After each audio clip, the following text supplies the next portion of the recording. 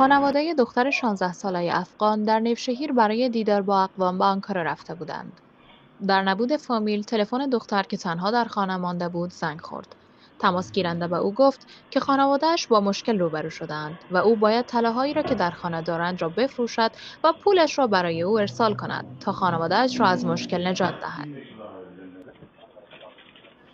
زن جوان که ترسیده بود به طلافروشی رفت و قصد داشت که چوری‌های طلای خود را بفروشد. او در حین فروش با تلفن صحبت می‌کرد.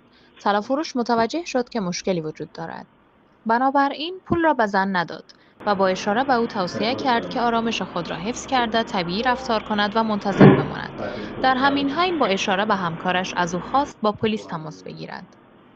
زن افغان تلفن را قطع کرد، اما کلاهبردار بار دیگر با او تماس گرفت. زن با گریه درباره مشکلات خانواده‌اش صحبت می‌کرد. طلافروش با اطمینان به او گفت این حرفا دروغ است.